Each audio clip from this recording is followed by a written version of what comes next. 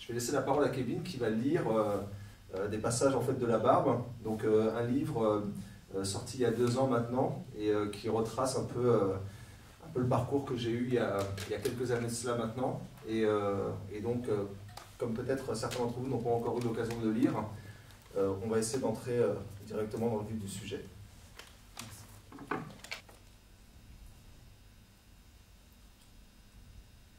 Les voies du Seigneur sont impénétrables. Celles qui mènent à la mosquée, beaucoup moins.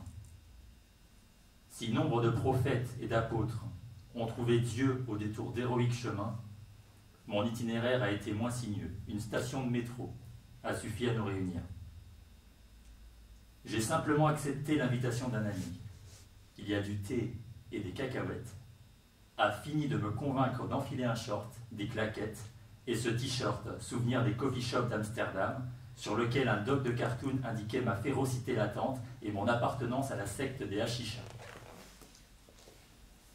N'ayant jamais mis les pieds dans une mosquée, je ne savais pas ce que j'allais y trouver, mais parfaitement ce que je fuyais.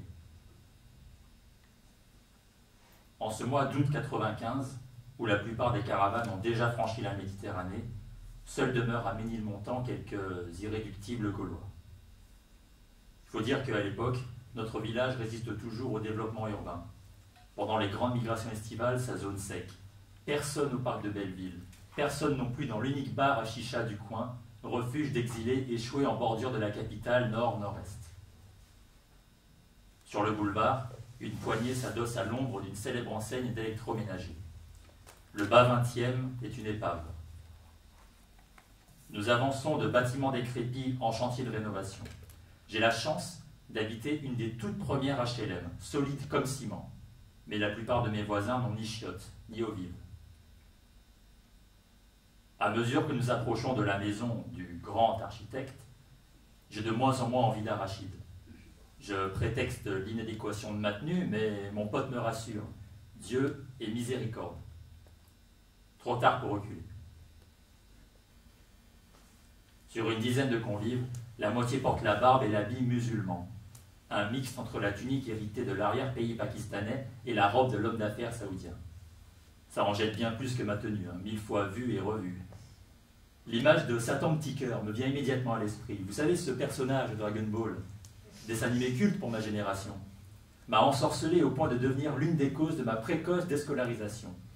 J'ai passé des heures à reproduire sur papier canson cette cape extra large qui laisse subtilement deviner un corps de guerrier accompli, mélange de pudeur et de majesté, et surtout ce turban croisé, dévoilant des oreilles aussi furieusement pointues que les miennes.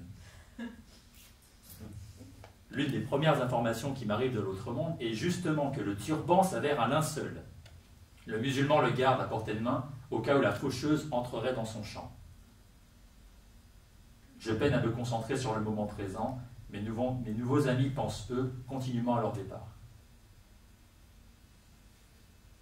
La réserve d'un jeune homme, presque éteint, le suaire soigneusement ordonné sur le crâne, m'impressionne. Lorsque je vérifie auprès de ses camarades l'identité du mystérieux personnage, mon interlocuteur me fait cette réponse séduisante. Il est avec Dieu. Voilà ce qu'il me faut. Et si en plus dans le package ils fournissent le turban. Ça commence en fait avec les premières expériences à la mosquée, donc dans la mosquée du quartier. Et le mouvement que je rencontre, c'est un mouvement qui s'appelle le mouvement Tabir, donc un mouvement de prêcheurs, et qui, comme souvent les mouvements, a des règles très strictes, et des règles qu'il faut autant que possible réaliser en soi et à l'extérieur.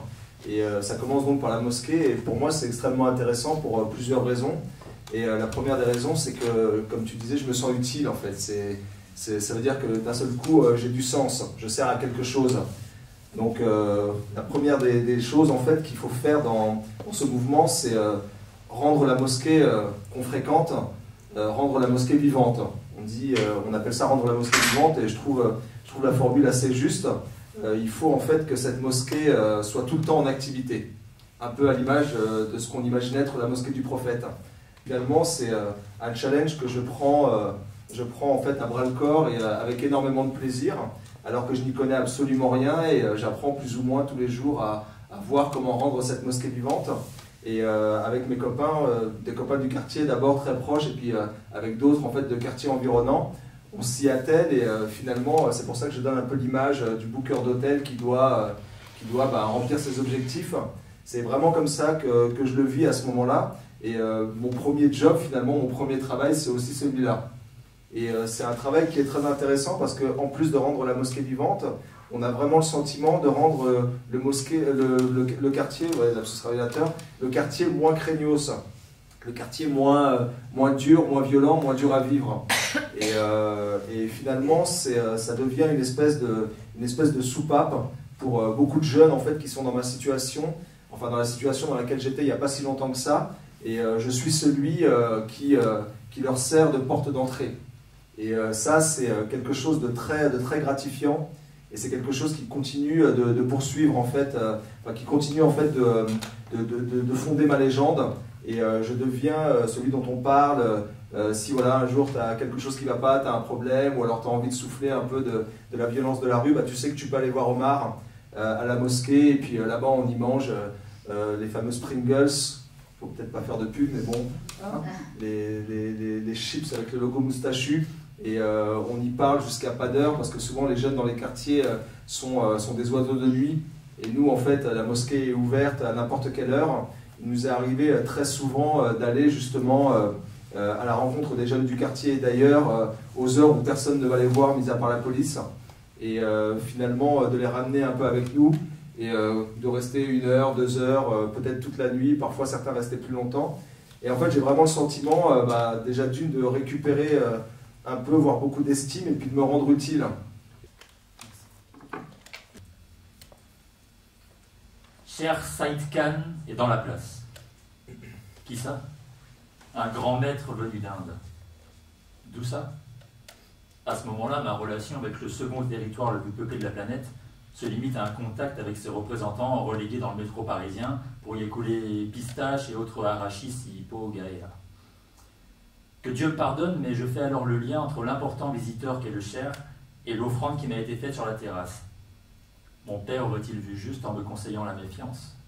Toute cette ferveur masquerait donc un réseau œuvrant pour l'empire de la cacahuète. Si, partout ailleurs, les citoyens du sous-continent sont considérés comme une caste inférieure, à la mosquée de Saint-Denis, on les tient pour de véritables rockstars. Pas question de partir sans autographe. Profitant de la cohue, Robert et moi grimpons jusqu'aux loges. L'entrée est libre. Je pousse avec précaution une porte donnant sur 20 mètres carrés de quiétude. Quelques jeunes entourent un vieillard, dont la frêle apparence rehausse encore le charisme. Recroquevillé sur lui-même, à peine soutenu par une respiration difficile, il semble commander au moindre atome de son environnement. Ses yeux bleus, délavés par la veille et les larmes, nous scrutent. Aimantation instantanée. Cette fois, ce ne sont ni le turban ni la poitrine gonflée sous la robe qui me saisissent. Devant l'attraction céleste, les pâles appâts des bavards s'évaporent. Un peu d'entraînement suffit à les égaler. Ils aveuglent, mais n'éclairent pas longtemps. Au contraire de cet homme, agenouillé légèrement de côté, indifférent au tohu-bohu que génère sa seule présence. Le suivre, gagner la première agence de voyage, devenir son élève, là où même les vaches sont sacrées. Est-ce que vous pouvez nous expliquer un peu quelle était votre formation là-bas, en quoi elle consistait et sur quoi elle reposait? Oui, bien sûr. En fait, donc, comme je vous le disais, c'est un mouvement donc, qui a ses règles. Et la formation, en fait, il faut apprendre à devenir un prêcheur. Et apprendre à devenir un prêcheur, ça se fait autour de ce qu'on appelle les 6 qualités. Donc il y a 6 qualités que tout croyant, tout bon croyant doit avoir. Donc il y a la foi, la première des qualités, qui est un peu centrale. Et il y a la prière avec concentration et dévotion, la science et la vocation, la générosité, la sincérité, le prêche et l'effort en fait sur le chemin de Dieu. Et en fait, tout tourne autour de ces 6 qualités et tout le programme en fait de la journée, parce que c'est aussi ce qui est intéressant et ce qui est plaisant à ce moment-là, en tout cas pour moi, c'est qu'on n'a pas 1 minute à perdre dans le planning de la journée. On passe en fait nos journées à faire quelque chose dans ce sens-là. Et pourquoi est-ce qu'on va au Pakistan, en Inde et au Bangladesh? Déjà parce que les maîtres en fait de ce mouvement y sont, et que eux en fait on les conseille à travers leurs discours et ce qu'on appelle les hidayat, d'ailleurs les conseils en fait à travers leurs discours. On apprend justement à à améliorer un peu son activité. Et c'est pour ça aussi que je donne l'exemple un peu du booker d'hôtel, parce que c'est un peu comme des séminaires de boulot. Et c'est quelque chose finalement qui a duré une année, avec les voyages qu'il y avait, les 3 jours à la mosquée, dans d'autres quartiers, les 40 jours, etc. Parce que quand on est dans ce mouvement-là, il faut sortir en fait à l'extérieur, donc sur le chemin de Dieu, autant que possible. Et il faut sortir autant que possible jusqu'à avoir le droit d'aller donc au pays de Shir Saïtran. Et Shir Saïtran, en fait, ce shir, donc j'ai vraiment voulu lui consacrer un chapitre parce que pour la première fois, j'ai véritablement été bouleversé par quelqu'un en fait, j'imaginais même pas que quelqu'un comme lui pouvait exister. Hein. Vous savez, c'est ces vieux maîtres indiens avec le regard délavé, la barbe blanche, enfin l'air complètement ailleurs. Et moi qui suis un grand fan de Dragon Ball, comme on en a un peu parlé avec Satan Petit Cœur, et voilà, il y a toute cette image et toute cette imagination qui se met en branle à chaque fois. Et finalement, la mosquée, ça devient, au-delà d'un endroit où je me fais du bien, c'est un endroit aussi qui nourrit mon imagination et mon imaginaire. À un moment où j'ai l'impression que le monde, c'est juste mon quartier, et qu'il n'y a pas grand-chose d'autre. Et finalement, j'ai tout de suite envie de le suivre. Et avec le recul, je me rends compte que c'est aussi l'image du maître et du professeur qui me manque. Ça fait des années que je ne vais plus à l'école, et que je retrouve aussi à travers lui. Ah oui, bien sûr. Oui, bien sûr. Avec plaisir. J'avais invité dans la soirée Ahmed Mekrelouf, qui est un conférencier, donc spécialiste justement des courants de l'islam et historien. Si tu veux venir apporter un éclairage, quelques mots sur justement la question de monsieur, sur ce mouvement d'établir la différence avec le salafisme. Merci de m'accueillir en tout cas. Bonsoir tout le monde. Alors je vais peut-être me présenter. Je travaille pour Unismed, donc qui est une structure qui est née à Marseille, qui a ses bureaux à Marseille, à Nice et à Paris. Mais effectivement, il y a une question qui avait été posée par monsieur là, par rapport au mouvement Tabligh. C'est un mouvement qui est né, je crois, en 1927 en Inde, donc d'un homme qui s'appelait Mohamed Ilyes, j'oublie toujours son nom de famille, Adlaoui ou un truc comme ça. La finalité, en fait, c'est un mouvement revivaliste. Il part du principe qu'il doit revivre comme au temps du prophète, hein, un peu comme les salafs, hein, qui font référence aux pieux ancêtres, sauf que leur finalité, c'est, je dirais, une forme de revivalisme, mais non violent. Ils s'interdisent toute approche politique, dogmatique et violente. Le projet au départ, c'était réislamiser les Indiens. Hein, c'était réislamiser les Indiens. Ça s'est étendu donc avec la création du Pakistan, qui faisait partie de l'Empire des Indes, à ce niveau-là. Et puis ensuite, ça s'est propagé de par le monde, mais sur un logiciel qui est plutôt pacifique, très pacifique. Et il a eu la chance de rejoindre plutôt ce mouvement-là, parce qu'il n'y a pas, je dirais, de cadre politico-religieux. Et vous parliez effectivement de ceux qui ont débarqué dans les années 80 à la faveur de la guerre contre le terrorisme en Algérie. Alors là, il s'agit des salafistes politiques. C'est les frères musulmans. Frères musulmans, aujourd'hui, si je colle des étiquettes, hein, pour faire très simple, salafistes, alors il y a 3 catégories de salafistes. On peut le mettre dans la catégorie des salafistes quiétistes ou quiétistes, hein, du verbe quiétude. C'est la majorité de ceux qu'on va croiser dans l'espace public. Ils sont dans une spiritualité renforcée, ou on dit dans une radicalité, je dirais, spirituelle. Hein, qui s'interdisent toute forme de violence et de politique. Donc on pourrait, je dirais, le Tabligh va ressembler à ce mouvement salafiste quiétiste. Après, il y a 2 autres catégories, et là je vais vraiment schématiser pour vulgariser les choses. La deuxième, donc les salafistes politiques, donc c'est les frères musulmans, c'est le Qatar, c'est Al-Qaïda. Hein, on va dire ça. Après, il y a ce qu'on appelle la 3e catégorie, on appelle ça, alors moi j'arrive pas à le dire, hein. Les gens disent salafistes djihadistes, moi je dis salafistes terroristes. Parce qu'on connaît la définition du mot djihad, il n'y a rien de violent là-dedans, et malheureusement, hein, ne pas donner le bon sens au mot, c'est ajouter au malheur du monde, comme disait le célèbre écrivain dont j'ai oublié le nom. Voilà. Donc ce 3e mouvement, donc c'est salafiste terroriste, c'est l'Arabie saoudite, et c'est l'État terroriste, je ne peux pas dire islamique non plus, là, excusez-moi, mais l'État terroriste. Voilà un peu, si on veut catégoriser les choses, effectivement, le Tabligh est un mouvement qui est non violent, qui est pacifiste, et qui reprend même en Inde, je dirais, cette tradition du pacifisme hindouiste, hein, qui a donné Gandhi et le principe de la non-violence. Donc le but c'est vraiment, et c'est là où c'est intéressant, même quand j'ai lu ton livre, j'ai trouvé ça assez intéressant, c'est qu'il va fréquenter cette mosquée, mais cette mosquée elle n'est pas sur un logiciel politique. Elle est là finalement pour donner un sens et un cadre à des jeunes qui sont en recherche de cadre et qui sont en recherche de sens et même en recherche d'autorité.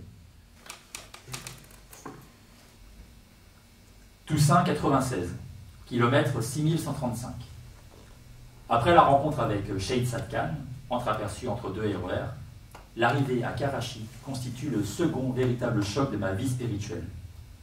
Barbe olympienne et sourire bling-bling, 2 dents en or, une en argent, la partie immergée de l'iceberg. Le douanier chargé de tamponner nos laissez-passer nous souhaite la bienvenue en République islamique du Pakistan.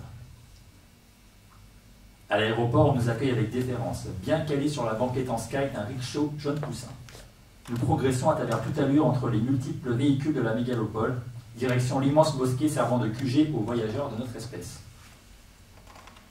Loin des modestes bâtisses camouflées entre 2 HLM se dresse minaret de 15 mètres et dôme grandiose.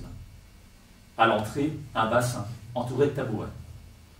Nous évoluons, éberlués à travers une salle de prière grande comme un terrain de football, vers l'espace réservé aux guests, les étrangers. Moi, qui à Saint-Denis pensais avoir touché la lune, je m'aperçois avec gourmandise que ce n'était qu'un léger hors-d'œuvre. La première chose qui me frappe, c'est le rythme. Bien plus lent, moins haché, plus réfléchi. À l'appel d'un muezzin répondent des dizaines d'autres. Chacun s'affaire à Dieu et nul ne se presse de rejoindre les rangs. Le plafond, soutenu par de nombreux piliers, figure un ciel à part entière, tant il semble éloigné du sol. Quelques nids, campés dans les alcôves de l'édifice, révèlent la présence de colombes, dont le chant se conjugue divinement avec l'esprit du lieu. Ni moquette, ni tapis brodé, mais un marbre rafraîchissant. Fin octobre, la température avoisine les 35 degrés, valeur de l'ombre, de l'espace. Quelques nattes, ici et là, rien de commun avec le confort parisien. Je m'empresse de prier à la dure, pour goûter aux joies du renoncement. Nous sommes invités à voyager en première, juste derrière l'imam, là où se prosternent habituellement ces vieux, dont le visage témoigne d'une vie de sacrifice. Embarrassé, je refuse poliment l'offrande que mon voisin m'enjoint d'accepter. Les Arabes sont les enfants des compagnons du prophète, à eux les places d'honneur. Quelle claque! Certains peuples rêvent donc de nous. Cette première prière en Terre Sainte me bouleverse. L'intensité transmise par l'imam, un cher d'une 50aine d'années, la barbe teinte, dans la récitation du takbir, Dieu est grand, prononcé avant chacun des gestes de la prière, ébranle les certitudes du naïf convaincu de l'avoir parfaitement en bouche. Bien qu'aux premières loges, je comprends que je suis loin de tenir le premier rôle. Après une année à me faire violence pour devenir quelqu'un, je me fonds dans un anonymat salvateur. À Calcutta, le point de rendez-vous se trouve dans la zone des ferrailleurs, que nous gagnons en calèche. Mis à part la navette spatiale et le sous-marin, je crois avoir emprunté tous les moyens de locomotion possibles lors de mes tribulations asiatiques. Sous mes fenêtres, les bras desséchés de dizaines d'Indiens s'acharnent sur les débris ferreux qu'on leur livre. Matin et soir, jour et nuit, chaque instant que Dieu donne jusqu'à en crever d'épuisement. Nous restons suffisamment longtemps pour observer le manège de ces salariés du désespoir. Un concert sans entracte, auquel malheureusement on s'habitue. Harassés par des heures de torture, ils se faufilent sous le sac en toile de jute qui leur sert d'abri, où ils s'endorment instantanément. De l'enfance au déclin, unis dans la malédiction, sans un mot les uns pour les autres, ils s'accommodent du monologue qu'ils mènent avec la mitraille. Difficile de trouver le sommeil après cela, pas à cause du vacarme extérieur, mais des questions à l'intérieur. Mes 21 ans se heurtent aux damnés de la terre. Comment m'en remettre? Jamais je n'aurais pensé que l'homme puisse dénaturer à ce point son congénère. Dans mes discours, je loue sa valeur, mais la vérité, c'est que je ne la connais pas. Je ne suis qu'un perroquet à la recherche d'un style, rien d'autre. C'est au cri des marteaux que je fais le deuil de mon auréole. Persuadé que le challenge consistait à endurer la douleur, j'ai cru la dompter, à force de veille, de longues marches, d'heures passées dans la position de l'étudiant. En Inde, elle me nargue, brute, insondable, sournoise, elle tord l'âme. Regardons la vérité en face. Je ne suis qu'un embryon de croyant. Qui ne sait si à la fin des 4 mois, l'âme acceptera son corps, ou s'il deviendra un de ces morts-nés que la vie refuse. Il me faut cesser de vouloir être autre chose que ce que je suis déjà. Lutter n'étant pas dans ma nature, je glisse doucement vers un lâcher-prise salutaire qui me permet de concentrer le peu d'énergie dont je dispose pour observer plutôt qu'agir. C'est le conseil d'Imran. Lors d'une tournée à travers un ghetto musulman, les communautés ne vivent qu'entre elles, Imran et moi faisons halte dans une boucherie, à la frontière du quartier hindou limitrophe. Un tronc d'arbre, une hache, un couteau, une carcasse de viande suspendue à un crochet. Pendant qu'Imran converse avec le boucher, j'avise un homme, sari, barbe et cheveux jusqu'au nombril, le front coloré, agenouillé devant une vache, portant elle aussi un point de peinture entre les cornes. Immobile à cet instant, elle semble se diriger vers l'abattoir. Son adorateur en fera-t-il de même? Scène incompréhensible pour le jeune enragé que je suis. Adorer une bête? Quelle bêtise! Mais Dieu n'aime pas les convaincus. Ce croyant ne fait-il pas preuve d'une ferveur admirable comparée à un Mathieu-d'heure?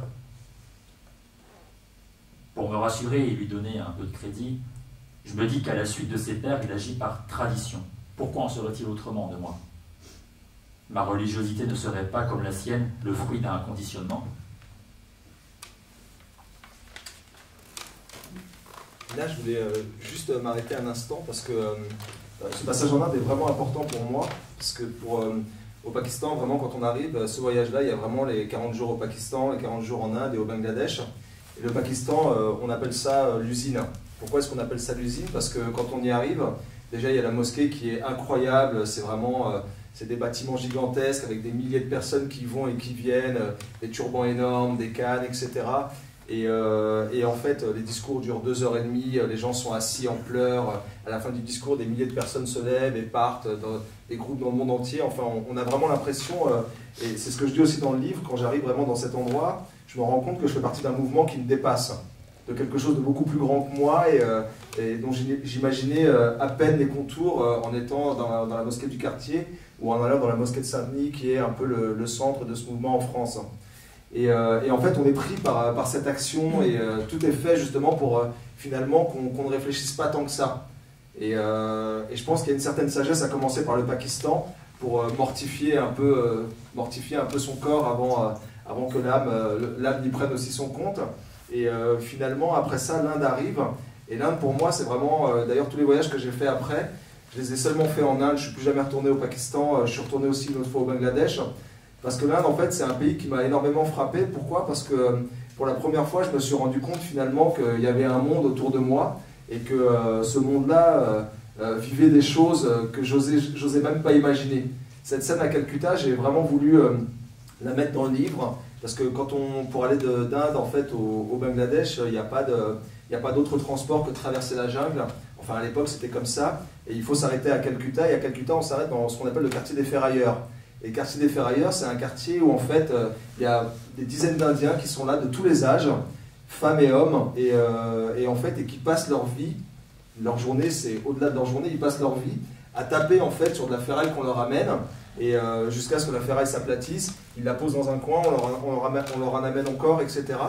Et en fait, moi je reste 10 jours dans la mosquée le temps qu'on fasse le voyage vers le Bangladesh, et je pense plus du tout à Dieu, je pense plus à mon aura, à ce que je vais raconter en rentrant. Je suis face à la réalité, en fait, à la réalité de cette humanité-là. Et c'est quelque chose qui me choque profondément. Et pourquoi est-ce que ça me choque? Déjà d'une, parce que c'est dur à voir, mais surtout, je me rends compte que certaines personnes, en fait, n'ont pas d'alternative dans leur existence.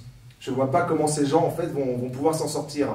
Et donc là, je me pose de véritables questions sur moi-même, sur mon engagement, sur un peu tout le discours que j'ai. Non, Dieu est miséricorde, ça va être génial, vous inquiétez pas, venez dans la voie de Dieu et puis tout va s'arranger. Parce que en gros, pour résumer le discours, c'est celui-là. C'est suivez-moi et vous verrez, tout ira bien. Et je me rends compte que c'est pas aussi simple que ça. Certaines personnes en fait peuvent faire ce qu'elles veulent, ça n'ira pas mieux. Et vraiment, il faut voir ces scènes-là pour se rendre compte de ça. Et pour la première fois, en fait, à travers cette expérience, j'apprends finalement à me taire. Et pour moi, en fait, ça me fait énormément de bien, surtout quelqu'un qui parle beaucoup comme moi, comme je parlais énormément, enfin, je passais ma vie à prêcher. Et donc ça me fait énormément de bien, mais en même temps, ça remet tout en question. Parce que quand je rentrerai et que si je continue à me taire, est-ce que je vais pouvoir garder les clés de cette mosquée? Est-ce qu'on va me regarder comme on me regardait avant? Dans quel état je vais rentrer en fait? Je vais très certainement rentrer meilleur, grandi, etc. Et c'est aussi le but de ce voyage, mais en même temps, et mon image, alors qu'est-ce que je vais en faire? Comment ça va se passer? Et donc j'ai la chance à ce moment-là d'être Imran dont je parle, en fait, c'est l'un des émirs, parce que quand on sort dans ces groupes, dans ces pays, on a souvent, on va dire, 5-6 étrangers, et toujours 2 Indiens, donc un qui parle couramment l'arabe ou l'anglais, et puis évidemment l'ourdou pour pouvoir traduire, et un guide qui nous guide dans la région, donc il lave le linge en cachette, entre autres, mais pas que. Et finalement, il a vraiment la bonne attitude, et je me rends compte de toute la sagesse, en fait, de son art de vivre, de la manière qu'il a d'être avec moi et avec nous, finalement. Et je me rends compte que cet Imran, en fait, qui est quelqu'un versé dans les sciences de la religion, ne parle pratiquement jamais de religion. Il traduit quand nous on fait le discours, et des discours enflammés parce qu'on y croit et on s'y croit, et puis les gens pleurent devant nous en voyant ces Arabes venus de loin avec le turban et la barbe. Enfin, on est vraiment dans un film, quoi. C'est encore une fois dans notre imagination, mais en fait lui qui pourrait vraiment faire des discours 1000 fois plus émouvants et surtout beaucoup plus construits, beaucoup plus savants, en fait n'en fait jamais, ne parle jamais de religion, s'intéresse toujours à savoir si on a faim, si on a sommeil, etc. Et là, la remise en question est tellement forte que je me dis, qu'est-ce que je fais, quoi? Tout ce que je fais depuis 1 an, tout sur quoi j'ai construit mon personnage, en fait, tout est à refaire. J'ai un peu une feuille que j'ai griffonnée. C'est comme si on vous donnait un livre à écrire, et à chaque fois on vous disait, non, il faut refaire, il faut refaire, il faut refaire. C'est quelque chose, en fait, de pratiquement insupportable, surtout quand vous n'avez pas d'autre chose à raconter. J'ai 21 ans à l'époque, qu'est-ce que je vais raconter d'autre que ce que je construis depuis 1 an? Et donc c'est pour ça que j'ai voulu mettre ce passage dans le livre, parce que il peut arriver un moment aussi, quand on est assez jeune et quand on compte énormément sur ce qu'on construit, et que ces choses-là en fait ne sont pas si extraordinaires que ça, il peut arriver un moment où justement on a juste envie de se cacher et de ne pas avoir à rendre de compte, etc. Malheureusement, on est dans une société aujourd'hui où on demande des comptes de plus en plus jeunes. Il faut savoir ce que tu vas faire, il faut que tu sois bon dans ce que tu vas faire, tu n'as pas trop le droit de louper, de redoubler, ou toutes ces choses-là. Et c'est assez dur à vivre parce qu'on a aussi le droit de tomber, de se tromper, de regarder en arrière et de voir finalement qu'on a pris le mauvais chemin, et de se rendre compte qu'on a le temps de faire tout le chemin de retour et d'en prendre un autre, voire éventuellement de ne pas en prendre et de s'arrêter tout simplement. Et voilà, c'est pour ça aussi que j'ai voulu raconter ce moment, parce que je trouve que c'est un moment important en fait dans ce cheminement-là.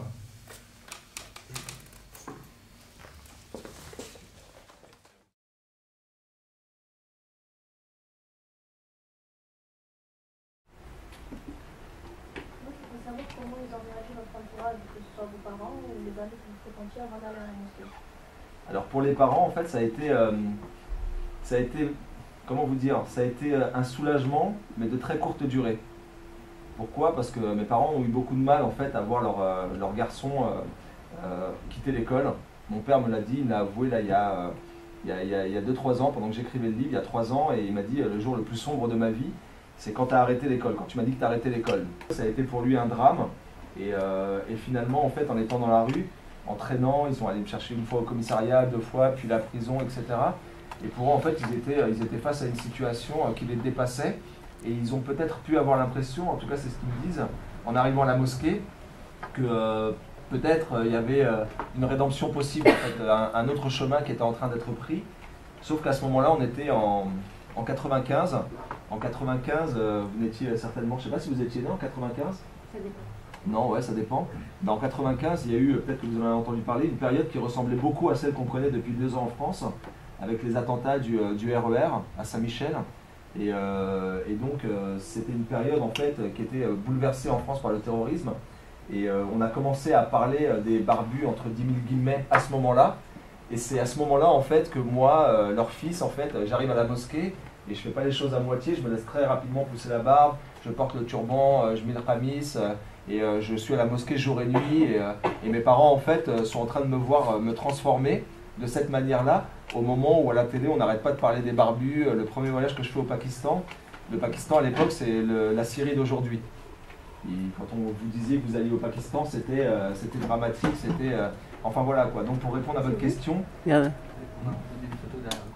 alors ça c'est la photo du passeport, et je trouve que c'est bien que vous l'ayez mise, ouais c'est moi, ouais.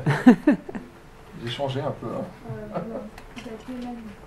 Vous n'avez pas eu des problèmes dans l'avion, les gens ne regardaient pas bizarrement? Non, en fait, parce qu'à l'époque, on n'allait pas médiatiquement, en fait, on n'avait pas autant d'images de barbus et autant d'images négatives. Et finalement, on était pris un peu pour des excentriques.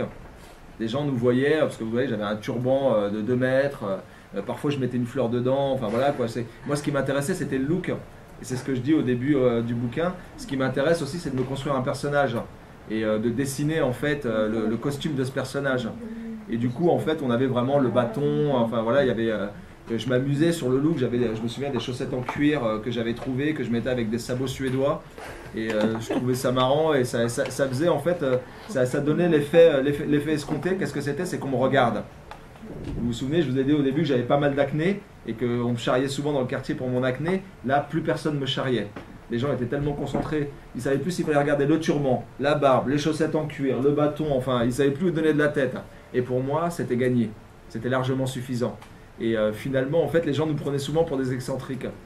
Et moi, j'aurais voulu savoir comment vous avez fait pour de barbu à redevenir comme un citoyen normal. Un bon bic, un bon rasoir.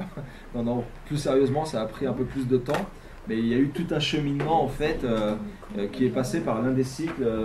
Le passage où cette photo. Ouais, cette photo a été prise à New York. Et il y a eu en fait dans ce livre-là, si vous avez l'occasion de le lire, en fait il y a 3 cycles. Le premier cycle en fait c'est vraiment la mosquée à fond. Le deuxième c'est en discothèque où je garde cette barbe mais je redeviens un jeune de 23 ans finalement. Et je cherche une compagne, enfin une copine, je prends de la drogue, j'écoute de la musique avec les copains, ce que souvent on fait à cet âge-là, mais toujours avec la barbe. Et en fait, pourquoi est-ce que je garde la barbe? C'est parce que dans la discothèque, à ce moment-là, je me dis que c'est aussi le meilleur moyen en fait de me faire remarquer. Vous voyez? Et donc c'est aussi pour les mauvaises raisons. Mais après le dernier cycle où je rencontre des maîtres qui sont un peu plus, on va dire, un peu plus intelligents, et qui expliquent les choses d'une autre manière, et qui disent en fait t'es pas obligé de la porter cette barbe et le turban, et tu peux tout aussi bien être avec ton Seigneur sans signe extérieur. Et finalement je commence à véritablement réfléchir à ce que représente cette barbe pour moi. Et finalement ce qui décide de l'enlever, c'est que quand mon père arrive à la retraite, et je découvre en fait mon père et je commence à discuter avec lui assez régulièrement. J'ai la chance d'habiter pratiquement dans la même rue que lui aujourd'hui. On est voisins, et en discutant avec lui, en le voyant bien rasé et très intelligent, très fin, très drôle, et je me rends compte que tous les maîtres que j'ai cherchés dans le monde entier, et c'est d'ailleurs cette phrase, il y a une des phrases à la fin du livre qui dit « Le maître dort dans la chambre à côté », et c'est peut-être l'un des titres qu'aurait pu porter ce livre, parce que je me rends compte que tous ces maîtres en fait, que j'ai cherchés dans le monde entier, finalement mon père réunit toute cette recherche. Et moi ce qui s'est passé, c'est que comme en fait je suis en discothèque et je prends mes extraits, etc., il n'est pas question de retourner à la mosquée. Les gens savent maintenant que je sors, enfin c'est plus possible. Et même moi j'ai même plus envie d'y aller finalement, de jouer les prêcheurs, etc. Sauf que j'ai toujours le goût de la religion dans le sens en fait spirituel. Et comment est-ce que je remplis justement cette faim, cet appétit à travers la lecture. Et pour la première fois je commence à lire des livres en fait qui ne sont pas forcément les livres que je lisais avant, donc le Coran, le Hadith. Et je commence à lire des livres, et entre autres l'un des livres que j'ai découvert en Inde, qui s'appelle La quête de l'absolu, et c'est un livre en fait, on parle de soufisme, mais c'est surtout d'ésotérisme, spiritualité, et c'est un livre en fait qui parle beaucoup des états, de ce qu'on peut ressentir à l'intérieur et que tu ne peux pas forcément verbaliser à l'extérieur. Et en fait, parallèlement, pendant que je suis dans cette période d'extasie, d'acide, etc., je commence à devenir un lecteur de ces livres-là. Et finalement, au bout d'un moment, je me rends compte, ça me prend quelques années, une fois de plus, on a toujours ce rapport au temps, je me rends compte que tous ces états que je cherche avec la drogue, je peux les trouver d'une autre manière. Et je peux les trouver à l'intérieur sans forcément avoir besoin d'une pilule, d'un joint ou d'une bouteille de whisky. Et ça, c'est un pouvoir extraordinaire. Et finalement, en fait, il y a une autre rencontre après que je fais à travers ce fameux dentiste qui me dit viens, un soir, on organise un repas, et puis si tu veux, je te présenterai des copains, on suit un maître qui est un maître soufi, etc. Et finalement, je suis mûr après ces 3 ans de discothèque pour rencontrer ces gens-là. Et c'est le 3e cycle qui s'ouvre, donc je récupère le turban, la barbe, etc. Et c'est le dernier cycle qui fait qu'à la fin de ce cycle, bah, je rase ma barbe et je me rends compte que finalement, le maître que je rencontre là-bas, je passe quelques mois là-bas avec lui. Et c'est quelqu'un qui me rappelle de plus en plus mon père. Et le cycle se termine justement bah, en coupant cette barbe et en allant voir en fait celui qui finalement m'attend depuis des années.